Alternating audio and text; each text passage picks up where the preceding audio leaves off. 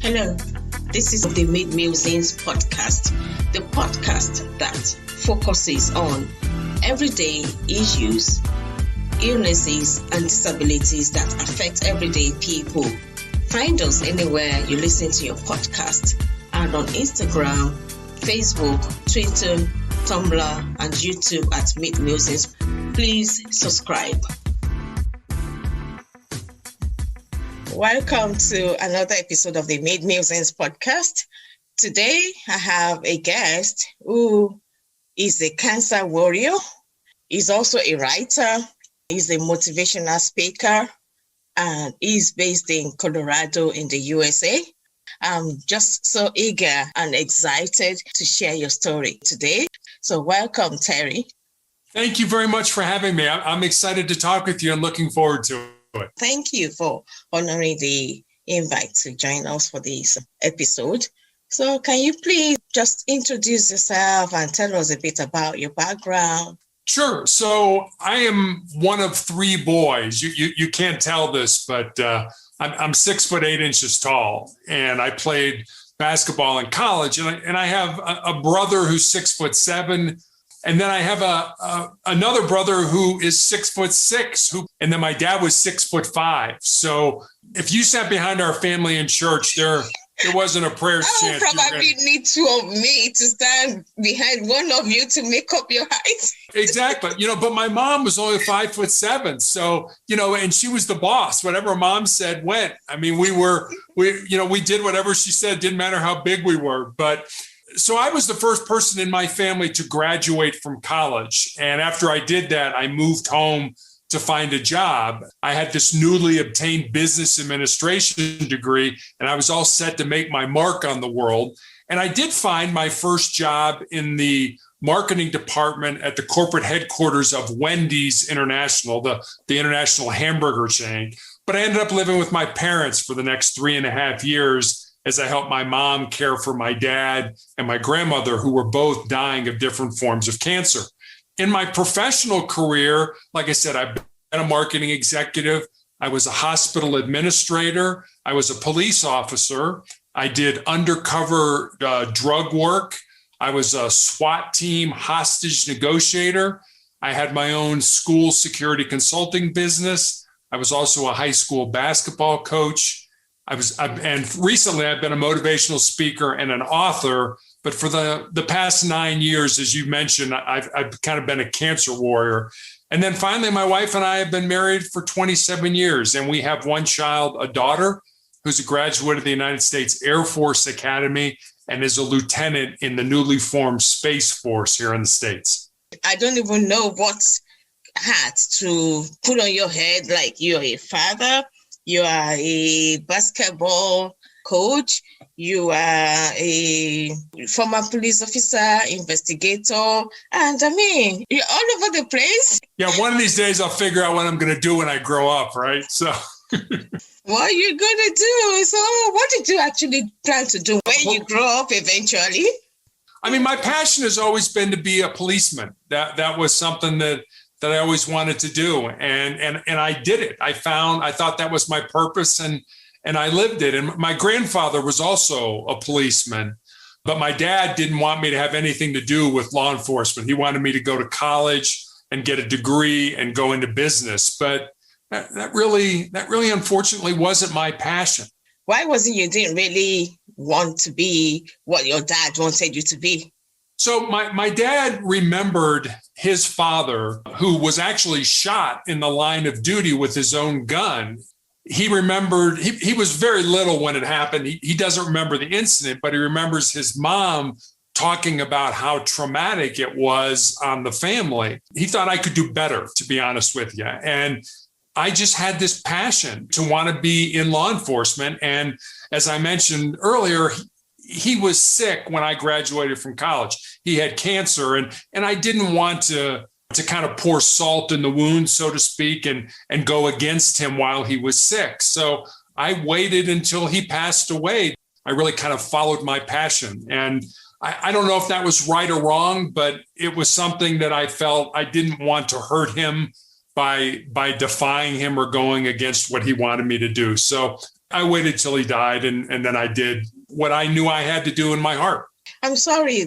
Your dad, you said he died of cancer. Your grandmom had cancer as well.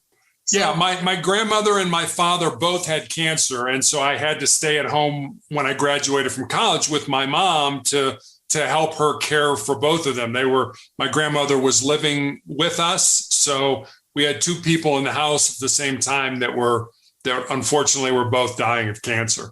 Oh, so sorry to hear that. And it sounds like you have the cancer gene in the family then. You would think that. The funny thing is a couple summers ago, I had a genetic test of all the 88 genes that they either know or suspect cause cancer. And I didn't have any mutations in any of my genes. Wow. So, yeah. So, But you definitely have cancer. And you've been a warrior for 9 years. I do. How is that possible? I ask that question of my doctor all the time. It's like, how did this happen to me when I don't have any of these mutations in any of my genes?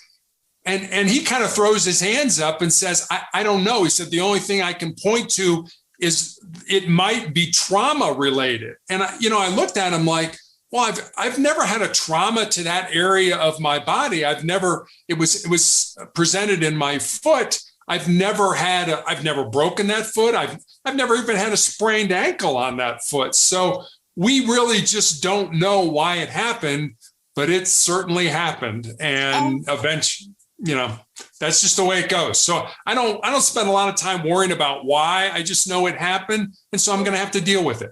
Oh, yeah. Of course, we have to deal with it when things happen. Sometimes you want to know why, because I'm that kind of person. I want to look at the whys, the hows, and whens.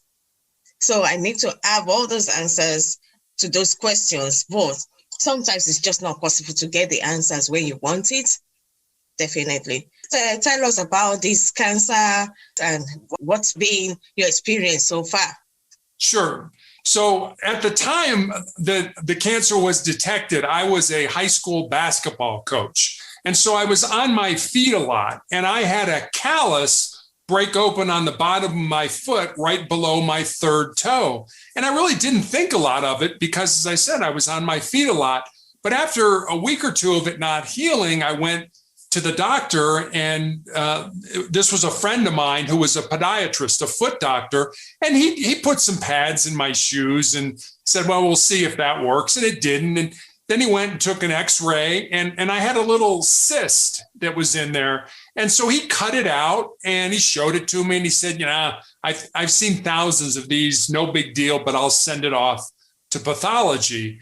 And 2 weeks later, he called me, and he was having a difficult time telling me what was wrong. The more he fumbled for his words, the more frightened I became, until finally he was able to tell me that I had this very rare form of melanoma, which we normally think of as a skin disease that was on the bottom of my foot. And he told me, he said, I've been a doctor for 25 years, and I've never seen this form of cancer. So he suggested that I go be treated at the MD Anderson Cancer Center in Houston, Texas, here in the United States, which is one of the better cancer hospitals that we have in the country, maybe in the world. So I went to MD Anderson. I had 2 surgeries to remove the tumor on my foot and all the lymph nodes in my groin. And when I healed, I was put on a drug called it was actually a weekly injection of a drug called interferon to help keep the disease from coming back. For me, interferon was horrible. It was nasty. It was debilitating to me because basically it gave me flu-like symptoms for 2 to 3 days every week after each injection. I lost. And how long did you have that for? It was almost 5 years, 4 years and 7 months. And the only reason it stopped is because it became so toxic to my body that I ended up in the intensive care unit with a fever or a temperature of 108 degrees, which usually isn't compatible with being alive. But I was at a great hospital and they were able to stabilize me and send me to the intensive care unit. So I guess just imagine having the flu for 2 to 3 days every week for almost 5 years. And that's kind of what I went through. That would be quite frustrating for you.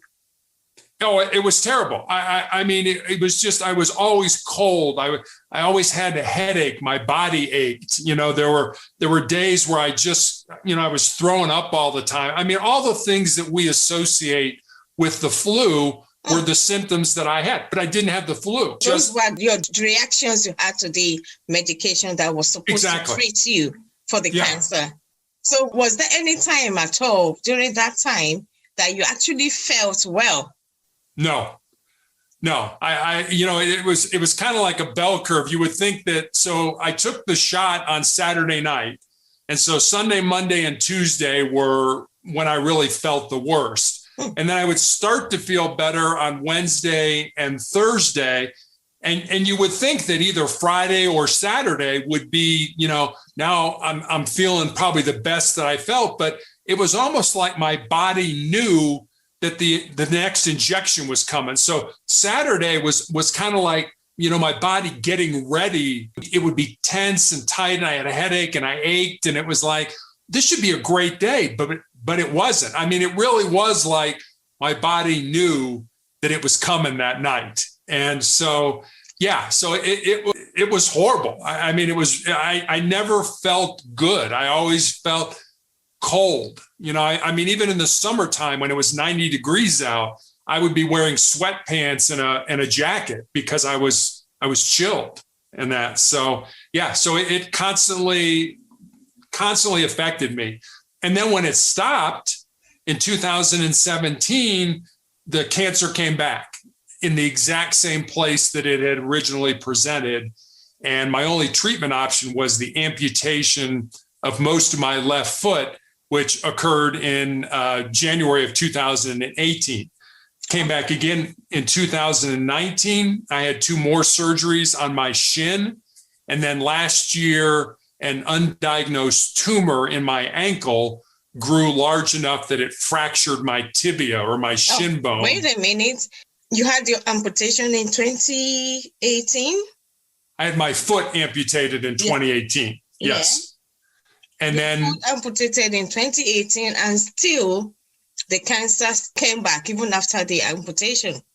Yeah, it moved up the leg into my shin. And I had 2 surgeries. I had 2 tumors in 2019 removed. And then in 2020, there was a tumor just kind of above where my ankle would have been that grew large enough. It was undiagnosed. They didn't know it was there.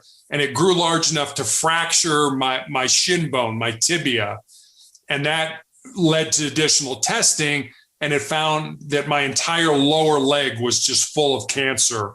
So in 2020, last year, April of last year, I had my leg amputated above the knee right in the middle of a global pandemic. Literally, my wife dropped me off at the hospital. I was the only surgery that day. Nobody could be with me. I was in the hospital for a couple of days where I should have been in for a week. And my doctor kicked me out and said, go home. And so I went home. How did you feel all through this time? I mean, you've had to have parts of the body amputated just to stop the cancer growing. And still it keeps spreading more and more, despite being on this medication that made you feel so awful. Yeah, I have moved since my original doctor. So I have another oncologist now. And he told me, he said, wherever your cancer is in your body, it's already there. When I first got cancer, wherever it went there. It just wasn't big enough to be detected. And when I found out about my leg having to be amputated, I also found out that I had tumors that had grown large enough in my lungs to be detected. So yeah, I was on this drug for 5 years and it really didn't work. Or or maybe you can say it did work. It kept the cancer at bay for a while, and it allowed additional treatments or therapies to become available, which I'm taking advantage of now that weren't available, when I was diagnosed. So, it's sort of a double-edged sword, which was better or how did I benefit from it? Yeah. But bottom line is, I have tumors in my lungs now. I have no leg. And now I'm just having to fight these tumors in my lungs. We will take a quick break. And when we get back, we will continue to the next part of this recording. Don't go away. Please stay tuned. For help and support on dealing with cancer issues in the UK, you can contact Macmillan Cancer Research Organization. They are available on 0808 808 0000 or 0808 239 2000. Or you can chat to a specialist on their website, which is www.macmillan.org.uk. And for myeloma cancer, you have the Myeloma Foundation, which is available on 0800 980 3332. And in the US, you have the American Institute for Cancer Research. They are available on 1-800-843-8114. I'm so sorry to hear that story. It sounds awful. And in spite of all this, you sound so positive. What is it that makes you so positive, so motivated? I know you are a motivational speaker, and don't tell me it's the power of motivational speaking, because I don't think that works in this situation. No, you're right. It's not. I mean, what I have found or what I've learned during my journey is kind of what I speak about. And I guess what's gotten me through this or what's gotten me to this point are a couple things. I mean, the first one I call the 3 F's. Which is faith, family, and friends. And I've always had a tremendous faith in God. And I believe that when you find your purpose in life, find the reason that you were put on this earth, and you live that reason, at the end of your life, things aren't so scary. And a lot of times I'll tell people, think about the end game. Think about what people will say about you at your funeral. What is your legacy going to be? How are your ancestors going to look at your life and say, was that a positive thing or was it not a positive thing? So I always tell people to kind of look at the end, even now, especially if you're young, because if you don't like what people are going to say about you, or if you don't like what you think the outcome is going to be, you have time to change that. You have time to make adjustments in your life to make you and your life better. And you can't do that at the end of your life. And I talked a minute ago about my passion about law enforcement. And especially with young people, I always try to tell them that if you have a passion in your heart for something, whatever that is, but it scares you, to go ahead and do it. Because 2 things are going to happen. One, you're going to grow because you got outside your comfort zones and you did something that scared you or made you nervous.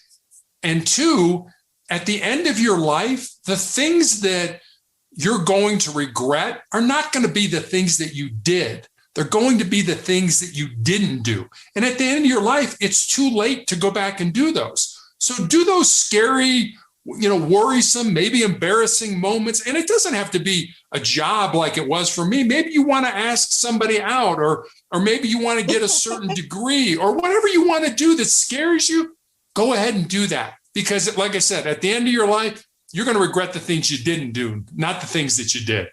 Oh, thank you so much. That actually reminds me of my motto in life. Feel the fear, but do it anyway. I feel the fear. I push myself every day. And I know a lot of people are going through terrible times right now.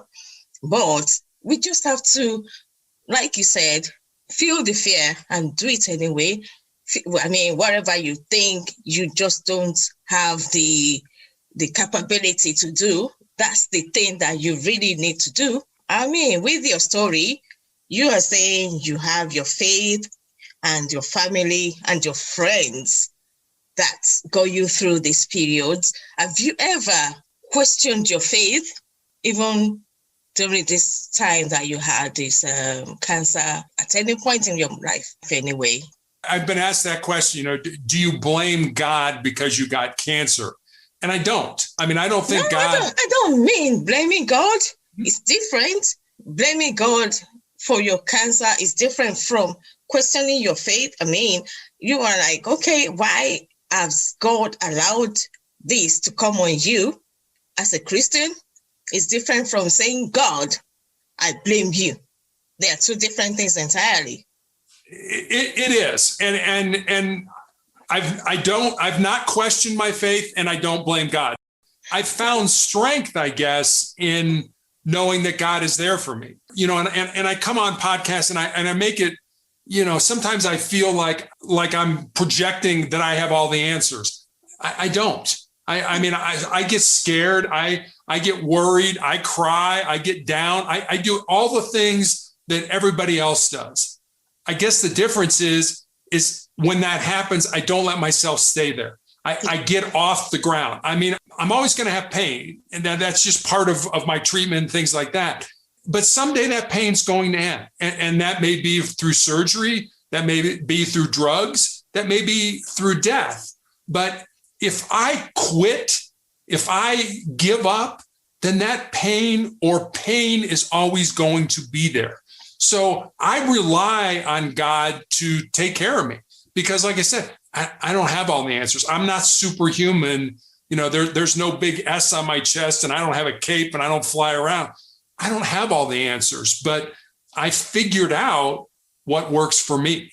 So, yeah, I really have not questioned my faith during any of this. All right. So you're not scared of death either, as well. I'm not. And I think that's because I found my purpose in life and I lived it. There's an American author and humorist by the name of Mark Twain who had a great quote. And this is what he said. He said, the two most important days of our lives are the day that we're born and the day we figure out why. And I always ask people when I talk, especially to groups, it's like, do you know why you were put on this earth? And sometimes I'll even take that a step further and ask people, do you know why you were born now? Why weren't you born, 5,000 years ago or 25,000 years in the future? There's a reason you were born, and that reason involves finding and living your purpose. I believe that we're all destined to live uncommon and extraordinary lives. And that has nothing to do with what kind of job we have or how much money we make or what kind of house we live in or anything like that. It has nothing to do with anything material like that. We are not all born with the same gifts and talents, but we all have the ability to become the best person that we're capable of becoming. And during, I guess it's 9 years now that I've been battling cancer, I've had plenty of time to think about my own death. And after I die, I can't imagine standing in the presence of our Creator, whoever or whatever you believe that entity to be, and being unable to account for the gifts and the talents that I was born with, that I didn't use to make the world a better place. There's a Native American Blackfoot proverb that I'll end this with, that I'll share with you. And it goes like this. It says, when you were born, you cried and the world rejoiced. Live your life in such a way so that when you die, the world cries and you rejoice. The only way to make that happen is to find your purpose in life and to live it. Oh, thank you so much. I like that. When you were born, the world rejoiced. But when you died, cried and the world rejoiced. Yep. Yeah. Make the world cry for you. Oh, and you rejoice at the end. And you will rejoice, and the rejoicing will be that you are living this earth filled with all the problems, filled with all the tribulations and all the pains, and you'll be in a better place. Right. I believe that too. I mean, there's just so much beauty in this world that I just feel there's something bigger than us out there. Oh, thank you. So can you share some of your memorable moments whilst you've been through this cancer journey? Certainly the time I was on interferon for that almost 5 years. I mean, that's a huge memory. That's a day. There were days, and I talk a lot about this, about winning the day. You know, you've got to do what you need to do to win the day. When I was on interferon, sometimes winning the day meant winning the moment. You know, that I was so weak and so tired and so sick that literally all I could do was take a load of laundry and put it in the wash machine to try to help my wife out. I mean, that for me was winning the day. That was the best I could do. I've always been athletic, and on really good days, I would try to go to the gym and maybe, you know, ride an exercise bike for 20 minutes or something like that. And when I was done with that, I was exhausted. I was done for the day. So I always try to convince people that it's up to you how to win the day. It's up to you whether winning the day means winning a moment or whether you can win the entire day. So that was one memory. I've had people kind of look at me like, you know what, you should stop this. And when I found out I had tumors in my lungs, I didn't want to take chemotherapy. And I came home and I talked to my wife and my daughter about it. And we kind of had a little family meeting, and I got outvoted 2-1, you know, to take chemotherapy. And I kind of joke about that, but I'll tell you a story from when I was in the police academy. The individual who taught us what was called defensive tactics, which were things that we needed to do to try to keep ourselves alive out on the street, he used to make us bring a photograph of the people we loved the most to class. And as we trained on these different techniques, we were to look at that photograph, because what he believed was you will fight harder for the people you love than you will fight for yourself. And he wanted you to realize that at 3 o'clock in the morning, when you're fighting some drunk guy, it was big. This was bigger than you. There were people who wanted you to come home, whether it was your spouse or your children or your mom and dad or your boyfriend or girlfriend, whoever it was. And he wanted you to realize that this was bigger than you, that there were other people who were relying on you. So that was that was just kind of something that I always sort of stuck in the back of my head. And I've used that from time to time to realize that this just isn't about me. You know, this is about my wife and daughter. This is about my mother, my brothers, my friends. And, you know, that circle just keeps getting bigger. And I'm kind of at the center of it. And it makes me feel good that I have those people around me to support and to love and to help me through all this. We will take a quick break. And when we get back, we will continue to the next part of this recording. Don't go away. Please stay tuned. This is going to be awesome. Sexual assault and violence against women, kids, LGBTQ folks, people who are disabled, Black, Indigenous, people of color, and those living in marginalized communities is an epidemic all around the globe. Research proves that empowerment self-defense training makes you safer, period.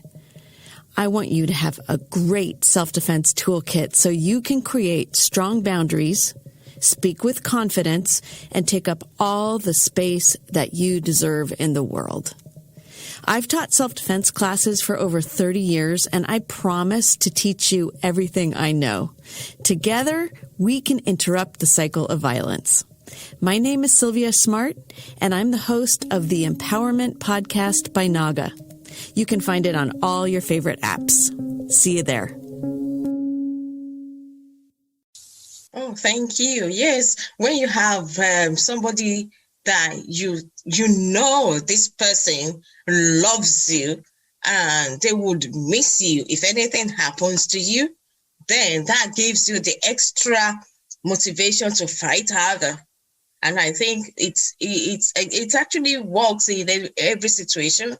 Either you are at the war front, either you are going through any situation. Sometimes all you need to do is think of those people who love you, not of yourself. Don't think about yourself. just think of others, and that would motivate you to work harder. That will motivate you to fight for survival. That's You're right. Kicking You're your absolutely survival right. instinct. That's exactly the word.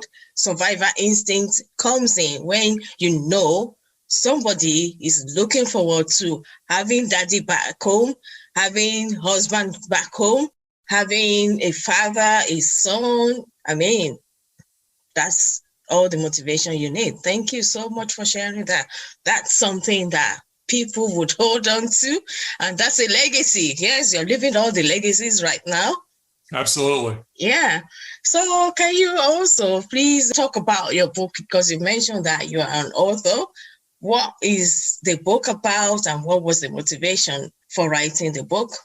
The book is called Sustainable Excellence, the 10 Principles to Living Your Uncommon and Extraordinary Life. And the book was really born out of kind of two conversations that I had. One was with a former basketball player that I coached, who moved to the area where my wife and I live now. And we had dinner with her and her boyfriend. And I remember saying to her, I'm glad you're living close so that I can watch you find and live your purpose. And she kind of got quiet for a while. And she looked at me and she said, Coach, what do you think my purpose is? And I told her, I said, I don't know what your purpose is. That's what your life should be about finding that purpose. And then once you find it, for living it. So that was one conversation. Another conversation was a young man in college who connected with me on LinkedIn. And he asked me what I thought were the most important things that he should learn to not only be successful in his job or in business, but really to be successful in life. And I didn't want to give him the standard, get up early, work hard, help others, that kind of stuff. That's all important. And don't get me wrong, but of course. That's kind of all been done. And so I spent some time and I started writing notes down as I was thinking about things. And eventually I came up with these 10 ideas or 10 principles, as I like to call them now. And I was comfortable with them. And so I sent them to him. And then I kind of stepped back and I looked and I said, I have a life story that illustrates that principle, or I know somebody who has a life story about this principle and how it affected their life. And so I literally sat down at the computer. I had my leg amputated in April and I started chemotherapy for the tumors in my lungs in June. So for that 3-month period, I started to write stories or put stories underneath those 10 principles. And eventually I had a book, or did I have a book? I thought I might have. I gave it to some friends of ours. He was in the military and she was an attorney, a prosecutor, and is now a real estate lawyer. And independently, I said, would you please read this and tell me if there's anything here, or if you think this is just, there's nothing to it. And they both independently said, no, there's something here. This has made us think you need to go ahead and get this published. So that's kind of how the book came about. And it's just one of those things where I always say that I wrote the book, but I honestly believe it was inspired by God. I think God wanted me to get this stuff out into the world. And when the book was published, I was all excited and I was doing everything I could to sell the book. And I remember I had a best-selling author, a business author in the United Kingdom, who I'd contacted him and we'd been exchanging ideas. And he said, Terry, you're going about this the wrong way. You're not in the business of selling books. You're in the business of helping people. If you help people, the books will sell themselves. And I was so glad that he said that to me, because I'd really kind of lost my focus. I didn't write the book to make money or to be famous. I wrote it to help people. And he kind of put that in perspective for me. And it's been entirely different on how I've approached trying to market the book. Oh, thank you so much. So can you please tell us some of the things you share in this book? Sure. So one of the principles that that I've done, you've probably done it, I think most people have done it, is that most people think with their fears and their insecurities instead of using their minds. And it kind of goes back to what we were talking about earlier, where if you have a passion for something in your heart, but it scares you, now you've got a choice. Are you going to listen to your mind? Because we all know our minds they're hardwired to avoid pain and discomfort and to seek pleasure. So if you're challenging the status quo, if you want to do something kind of outside the norm, your brain knows your fears, it knows your insecurities, and it knows your vulnerabilities. And it's going to use those against you if you let it. But you have to tell your brain, no, sorry, yes, I want to go skydiving. And your brain's going to be like, well, the parachute may not open or the plane may crash. Or I mean, that's what your brain will do to you. You've got to say, no, I'm not going to do that. I'm going to listen to me, to my heart, and go forward. And I'll give you another quote. There was in 1976, and I'm really dating myself now. So in 1976, there was a United States gold medal winning Olympic swimmer who said this. She said, winners think about what they want to happen, and losers think about what they don't want to happen. So winners can override their brains and they can focus on the positive aspects of competition. Losers only see the negative aspects of competing and can't see anything positive about that.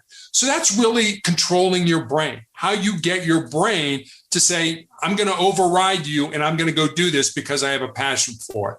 So that's one of them. And again, these principles are not in any order, but the last one in the book, I think, is probably the most special. And it is that the greatest word in any language is the word love. And we all, our society has gotten to the point where, we're screaming at each other to try to be heard. And that's another chapter in it is about listening, but not listening to reply, but listening to understand. What are you saying and why are you saying it? Not you're saying something and I'm going to get my 2 cents in there, so I'm going to just rush my comment. No, I want to understand where you're coming from. And if we can do that, and if we can do that out of a feeling of love for each other, not hate, not you're bad or whatever. No, you're a human being just like me. You were created by God just like me. You have certain talents and gifts that I don't, and I never will. And nobody else who's ever been created or whoever will be created is as unique as you are. And I always try to keep that in perspective when I'm talking with people. That's a human being. That's not somebody I arrested when I was a policeman or somebody, a player that I had when I was there. That's a human being. And I need to respect that. So those are a few of the chapters that are in there. And I'll leave the rest of them kind of to your imagination. I'm enjoying that now. I wanted you to share everything, so at least I have an idea of what it is before I go buy it. It's funny because I've had a lot of people, including an 87-year-old man who bought the book and read it and contacted me out of the blue and said, I wish I would have had these principles when I was younger, because my life would have been a whole lot better. So from that perspective, hopefully I helped him. And I always say this to people, you know what? As long as you're still breathing, there's time for you to do whatever you're supposed to do. Don't think that, I'm at the end of my life, I'm an old man, I can't do anything else. Yeah, you can. There's so much good that you can put in this world based on the experiences that you've had. Don't sit back. Get out and play the game. Yeah, all right. Yeah, I'm going out to play the game right now. Thank you so much for sharing those. And love is the greatest gift of all. I think so many songs, so many artists in the film world is all been about. So many movies have been made that is centered on love, and so many songs have been written that has been centered on love. So we all know love is so essential, and that's the essence of humanity. Being human, trying to understand what people are going through, seeing other people's perspectives, not just your own view, not just whatever you think it's supposed to happen. Just look at others and think of, okay, what is this person going through? Put yourself in their shoes. Let's analyze what happened to him. Let's think of what happened before he took that action. I'm not saying people should go about committing crimes or anything, but let's all just apply that human sense and show more love to each other. That's what I'm saying. And you're absolutely right. I mean, we spend so much time, especially in society today, focusing on our differences, when in reality, we have so much in common with, and it doesn't, whether you're black or you're white, whether you're a man or a woman, whether you're a Catholic or a Muslim, it doesn't matter. We are all human beings. And yes, we can focus on all the differences. You have a darker skin than I do. What does that matter? It doesn't matter at all. If I cut you, you bleed the same red blood that I bleed. Exactly. So why don't we focus on the things we have in common and try to find a way to put more love back into the world? Yeah, that's it. Yeah.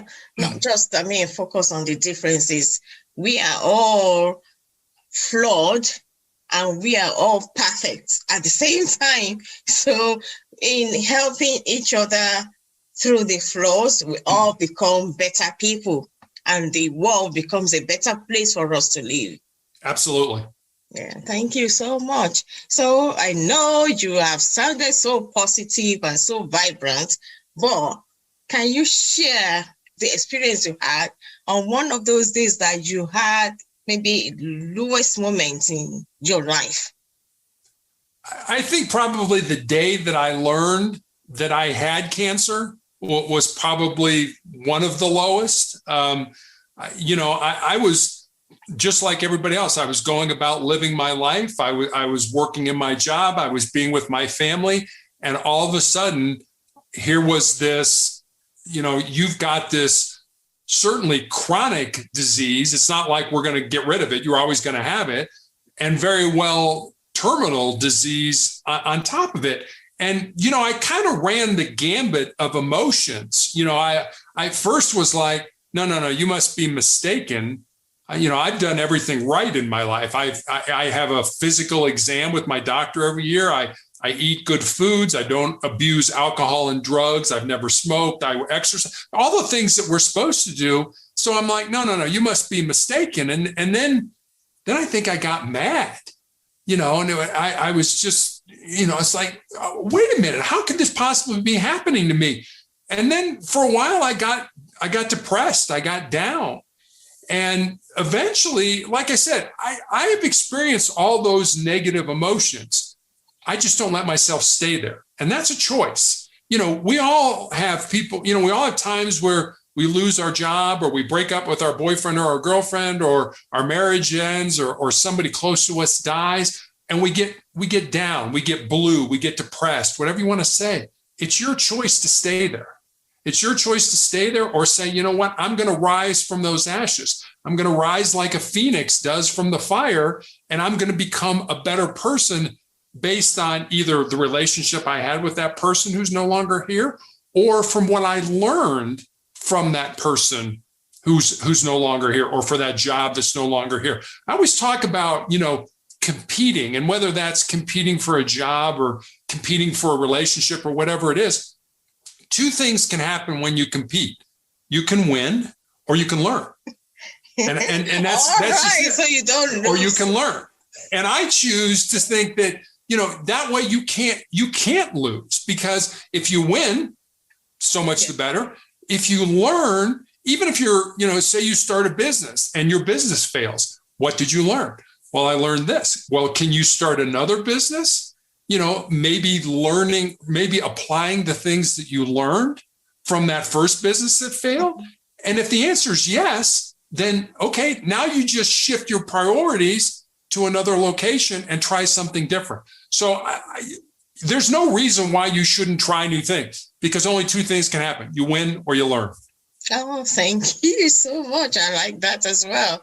So how has this whole experience with cancer impacted on your attitude to self-improvement? I've really kind of my purpose in life, I think, as I said a little earlier, is really to help other people now find and live their purpose. And I see this, and maybe you do too, that so many people today kind of live a casual life. And as a result of that casual living, their goals, their dreams, their ambitions, they become a casualty of that unplanned living. I'm not saying that you've got to spend every minute of every day, hitting it to find your purpose and stuff like that. No, we all need time to relax. We all need time to have fun. We all need time to be with our friends. But if your entire focus is, I'm just going to have a good time, then you're going to get to a point in your life where, maybe you don't have the time to find and live your purpose. And I remember telling my former player that there are people whose purpose hasn't been found until they're in their 60s or their 70s. And so many people go down that road, especially when they're, I'm going to find my purpose, and then they get frustrated because they haven't found it, or they get depressed because they haven't found it, and they quit. They give up on themselves and they give up on their life. And so those are people that I just call those people dead, because they do the same thing every day. They get up, they go to work, nothing exciting happens. They come home, they watch television. Robots, you mean? Yeah. I mean, they do nothing with their lives. They're already dead. They just haven't fallen over yet. And if you're not growing, then you're dying. So I always tell people to do it. And this doesn't have to be rocket science where it's some great grandiose thing. Maybe I want to take a cooking class. Are you learning something? Are you growing as a person? Yes, you are. My publisher of my book met his wife when he went to a conference. He was a police chief. He went to a conference to talk about police tactics. It was a conference of writers, so the writers could incorporate them into their books and kind of understand what they're talking about. Well, he went out there to do a conference and ends up meeting his wife. Now, if he would have said, no, I'm not going to do that, that scares me. I don't want to get in front of people and stuff like that. But I mean, he lived his life and he ended up meeting his wife. And so what a great opportunity he had, and what a great thing came out of that. So I always tell people, don't sit back and wait for life to come to you. Go find your life, and find it by keeping your heart open to the things that come your way. Thank you. So when you go, what is the legacy that you want to leave behind? I guess, somebody asked me that, how do you want to be remembered? And I don't. I mean, nobody's going to name a street after me or a building after me. I mean, that's never been important to me. What's really important to me right now is to put as much love, as much goodness, as much positivity back into the world as I possibly can. And if I can do that, it's not what you leave behind, or what you leave behind is what you weave in the hearts of other people. So if I can do something positive for you, or my neighbor, or somebody I come in contact with at the hospital, that's weaving something positive into their hearts. And if I can do that, then my legacy is going to be the goodness that they then weave into other hearts that they meet. So as far as that's concerned, I don't have any great desire to be remembered. I know I won't be, 100 years from now, nobody is going to know that I was here, and that's okay. They will remember. You've got the people I touched. Yeah, the people I touched who will touch other people, touch other people. Yes, that will be my legacy. Like you are talking about something that happened in 1976. Somebody might be talking about Terry Tucker in the year 2080. So maybe. Yeah. Maybe. I doubt it, and that's okay. I don't know.